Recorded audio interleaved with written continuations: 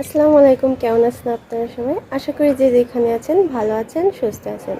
আল্লাহ তাআলার অশেষ রহমতে এবং আপনাদের দোয়ায় আমিও ভালো আছি, সুস্থ আছি। আমাদের ফ্যামিলির সবাই ভালো আছে, সুস্থ আছে।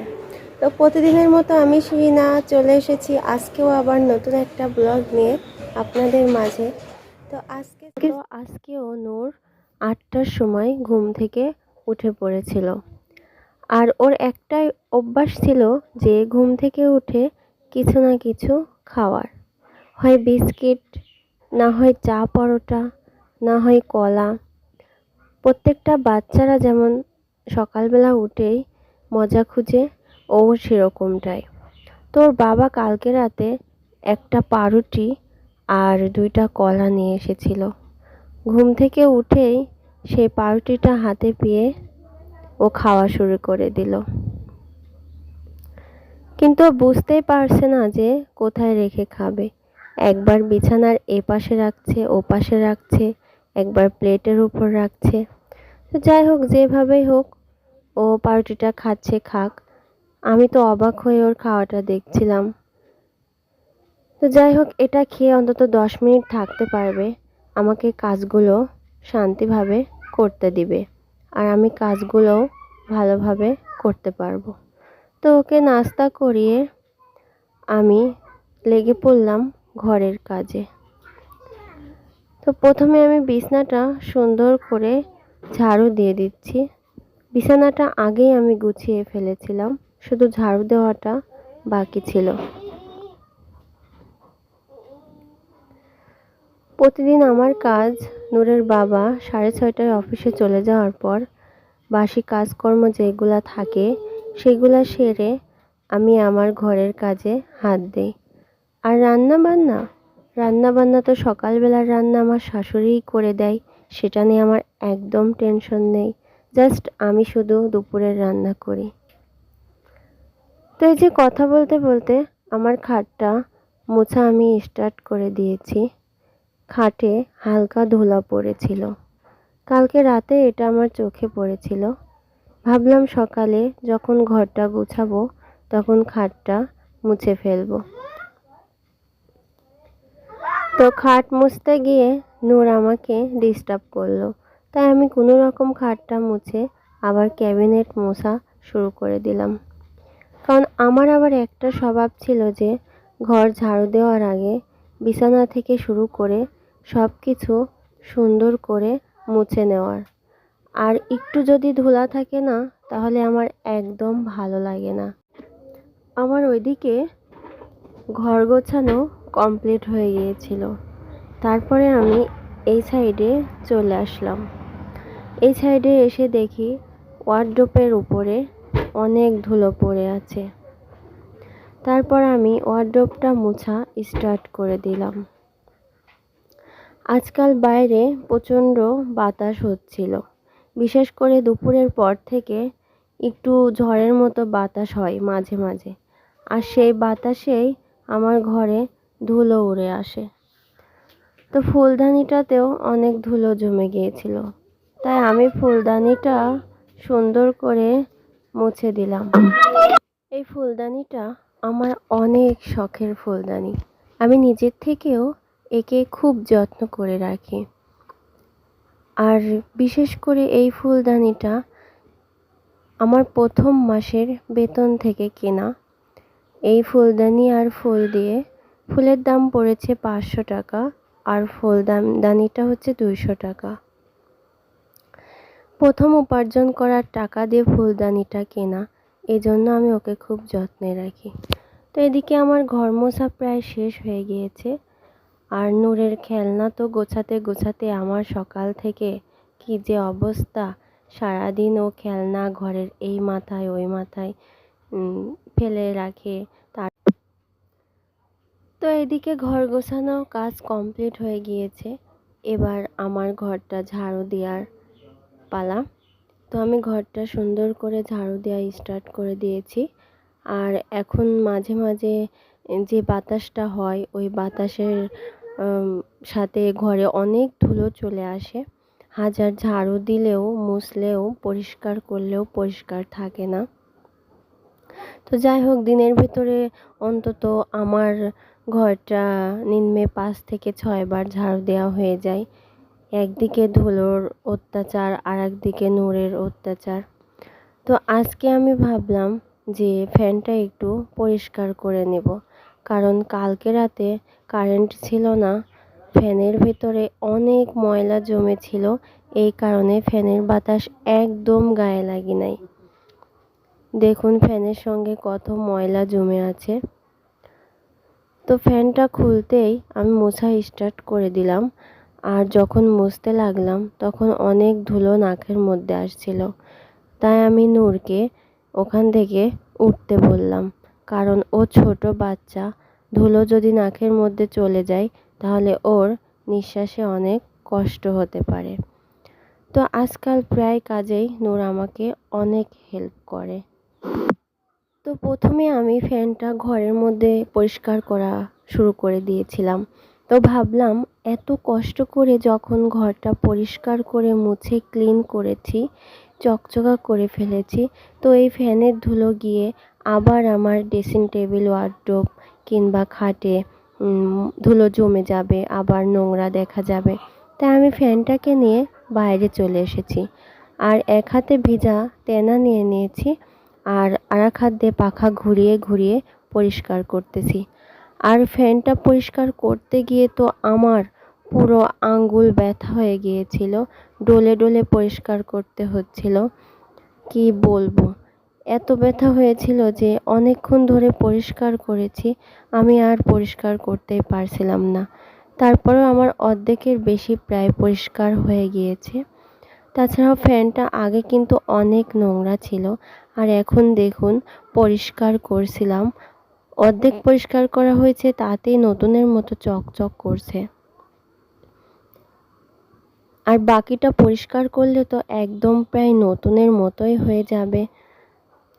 তো প্রথমে আমি ফ্যানে একটু ভিম বার নিয়ে নিয়েছিলাম। ভিম বার নিয়ে ব্রাশ দিয়ে কিংবা ওই ছোপা দিয়ে দুইটা দিয়েই পরিষ্কার করেছি। তো পরিষ্কার হয়েছিল না, তো আমি আর একবার সোপার সাথে একটু ভীম নিয়ে নিলাম, নিয়ে অনেক শক্ত করে ধরে অনেক ডলা দিচ্ছিলাম।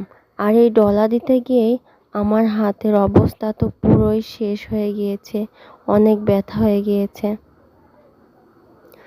তো অনেক ডলে ডলে আমি ফ্যানটাকে পরিষ্কার করছিলাম, আর ভাবছিলাম পরিষ্কার যখন করবই ভালো করেই করব।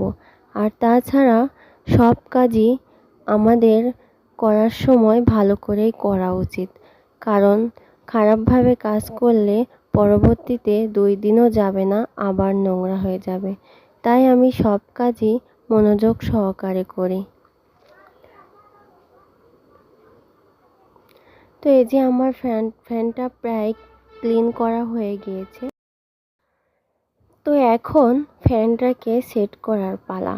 আগেরবার যখন আমি ফ্যানটা খুলছিলাম তখন আমার শ্বশুর এটা সেট করে দিয়েছিল, কিন্তু আমি এখন এটা সেট করতে কিছুতেই পারছিলাম না। তারপরে কথাকে ডেকে কথার সাহায্যে আমি ফ্যানটা সেট করে নিলাম। তো সকালবেলা যখন আমি ফ্যানটা দিয়েছিলাম তখন একদমই বাতাস লাগছিল না গায়ে।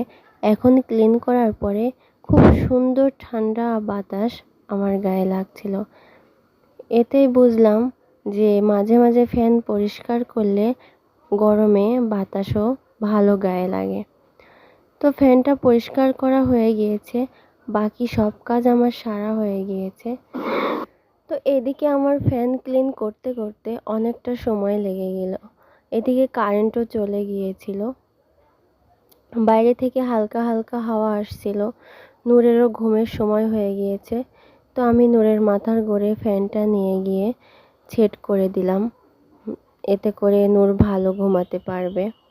তারপর এদিকে সকালে সিয়াম ফোন দিয়েছিল।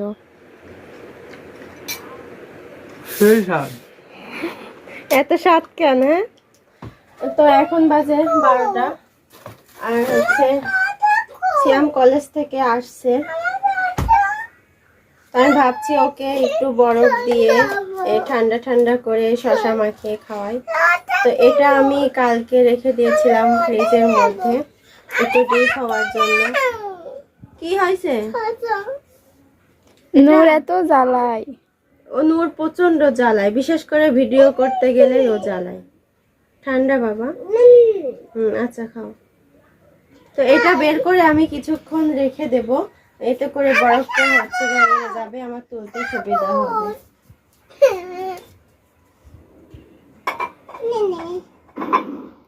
তো সর্বপ্রথম এখানে আমি ফ্রিজে রাখা একটা শসা নিয়ে নিয়েছি। এটাকে সুন্দর করে ছুলে পিস পিস করে কাটবো।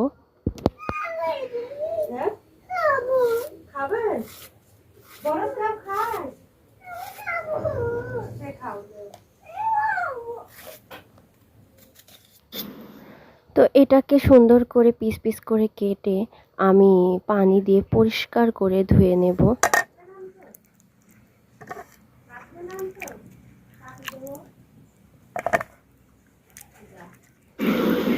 তারপর আমি চুলায় হচ্ছে কিছু তেল দিয়ে 2টা মরিচ ভেজে নিব, শুকনা মরিচ। আপনারা বাসায় চাইলে মরিচটা পোড়াও নিতে পারেন, পোড়াই নিলে অনেক টেস্ট হবে, বাট আমি নিব না, কারণ গ্যাসে পোড়াইতে গিয়ে আমার অনেক ভয় লাগতেছিল, কারণ আশেপাশে আগুন ধরে যাচ্ছে এই জন্য।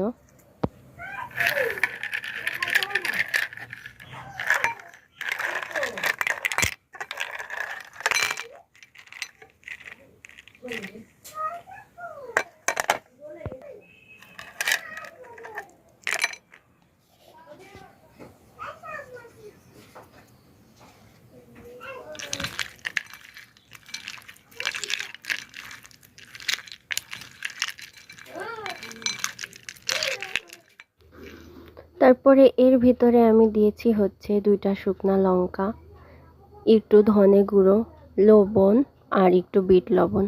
আপনারা বাসায় তেঁতুলটা দিবেন, কারণ আমার বাসায় তেঁতুলটা ছিল না, এই জন্য আমি দেই নাই। অবশ্য তেঁতুলটা দিলে অনেক টেস্ট হতো। এখন আমি এটা শ্যামকে দিতে যাব। তো এটা মাখাতে গিয়ে আমার জিভেতে তো পুরোই পানি এসে গিয়েছিল। ওই যে শ্যাম বসে আছে, এই নাও গরমের সময় ঠান্ডা ঠান্ডা বরফ দিয়ে শসা ভর্তা। Thank you. ওয়েলকাম। তুমি খাবা? কে বলো কেমন হয়েছে? খাবে না ও। সেই স্বাদ। এত স্বাদ কেন? হ্যাঁ, কয় টাকা দিস নানি? এই কয় টাকা দিল মাত্র, বেশি না। ওরে 400 টাকা দিছে, তাও কয় যে বেশি না। দাও আমাকে 100। এই যে 5 টাকা। তানভীর, তানভীর লাল, কি খবর? ভালো আছো? দেখুন ছেলে কি সুখ দিছি, কারেন্ট নাই, চার্জারের বাতাস খাওয়া দিল। টাকাই বাড়াচ্ছে, কি ব্যাপার? তো এখন শ্যাম যাবে বাসায়। ওরে স্টাইল শ্যামের, কি পোস্ট লেসছে ছেলে। এই গুড নাইট কাউকে। Good morning. Good morning. হাতে কি হয়েছে? হাতে একজনের জ্বালাই অ্যাক্সিডেন্ট করেছে। একজনের জ্বালাই? এই বয়সে জ্বালা হওয়াটাই স্বাভাবিক। ভাইয়া চলে যাচ্ছে। নূর চলে গেলাম। চলে যাবো না থাকবো কও? বলো আবার আসবে। চলে যাবো না থাকবো কও? হ্যাঁ, চলে যাবো না থাকবো তোমার সাথে? থাকবো না, চলে যাবো। চলেই গেলাম, আর আসবো না তোমার সাথে। ফোন লিও মনে করি। ফোনটা তো আগে। Bye bye.